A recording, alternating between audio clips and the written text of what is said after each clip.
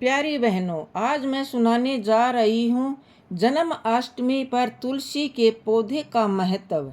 जन्माष्टमी पर घर की ईश दिशा में रख दें तुलसी का पौधा, दिन दुगनी रात चुगनी होगी तरक्की।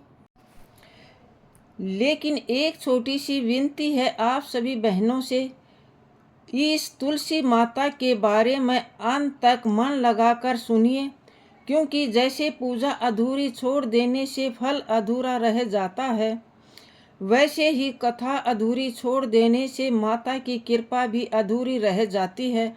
तो आइए मन को शांत कर प्रेम और श्रद्धा से इसे अमृत करें। जन्माष्टमी पर घर की इस दिशा में रख दें तुलसी का पौधा, दिन दुगनी रात चुगनी होगी तरक्की। कृष्ण जन्माष्टमी हिंदू धर्म का एक बड़ा पर्व है। हर साल ये त्योहार भाद्र माह के कृष्ण पक्ष की अष्टमी तिथि को मनाया जाता है। इस बार भादो कृष्ण अष्टमी तिथि 15 अगस्त को देर रात 11:49 पर शुरू हो रही है। इस तिथि का समापन 16 अगस्त को रात 9:34 पर होगा। इसलिए जन्माष्टमी 16 अगस्त को मनाई जाएगी। वैसे तो कृष्ण को बांसुरी, मोरपंख और माखन मिश्री बहुत ही प्रिय हैं, लेकिन विष्णु जी के 8वें अवतार श्री कृष्ण को तुलसी का पौधा भी अत्यंत प्रिय है। तुलसी का पौधा हिंदू धर्म में बहुत पवित्र माना जाता है। अगर घर में तुलसी नहीं है तो जन्माष्टमी के दिन इसे घर लाना अत्यंत शुभ होता है। इस दिन तुलसी को घर की उत्तर दिशा में स्थापित कर दें। मान्यता है कि जन्माष्टमी पर तुलसी का पौधा लगाने से शादीशुदा जिंदगी में खुशहाली आती है।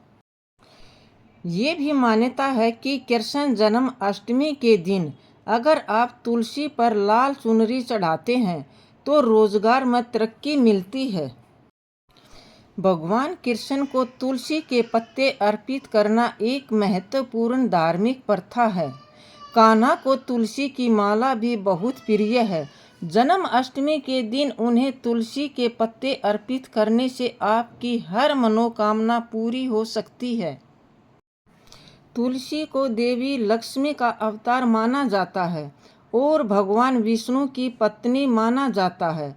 श्री कृष्ण भगवान विष्णु के अवतार हैं, इसलिए तुलसी का कृष्ण भक्ति में भी महत्वपूर्ण स्थान है।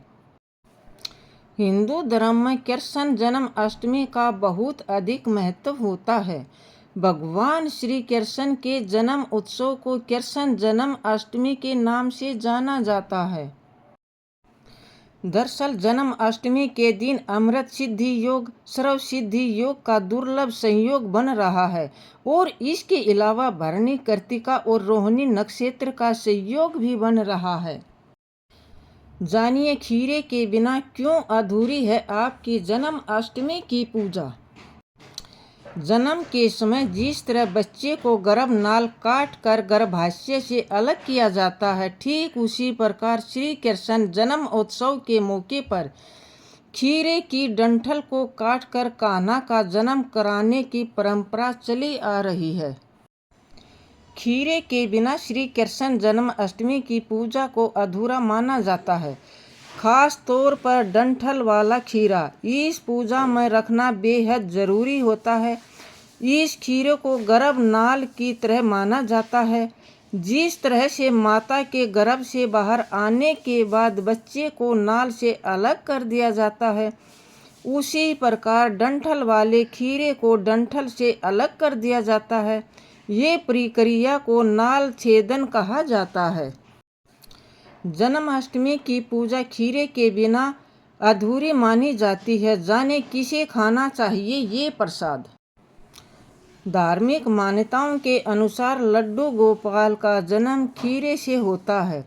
इस दिन भक्त लड्डू गोपाल के पास खीरा रखते हैं और मध्य रात्रि 12 बजे खीरे को डंठल से अलग कर देते हैं। सिक्के से डंठल और खीरे से अलग किया जाता है।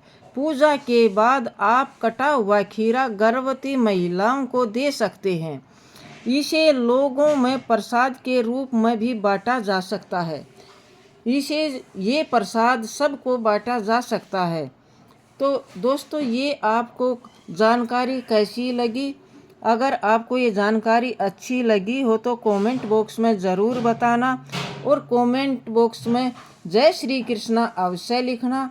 और वीडियो पसंद आई हो तो लाइक करना, दोस्तों के साथ शेयर करना। चैनल पर नए हो तो चैनल को सब्सक्राइब करना। जय श्री कृष्णा, राधे राधे दोस्तों।